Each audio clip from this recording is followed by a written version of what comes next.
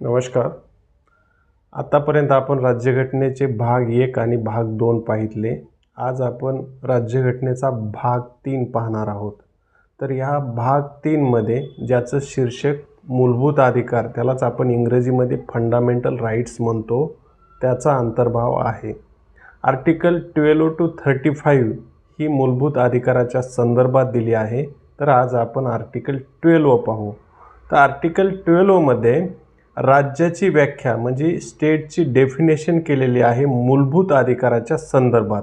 तर त्या अंतर्गत कुठल्या गोष्टी येतात, तर त्यामध्ये केंद्र सरकार, संसद, विधिमंडळ, राज्य सरकार, स्थानिक सरकारे आणि इतर काही प्राधिकरणे या संदर्भात मूलभूत अधिकाराच्या संदर्भात राज्याची व्याख्या केलेली आहे. जर तुम्हाला हा व्हिडिओ समजला असेल तर नक्कीच लाईक करा. धन्यवाद.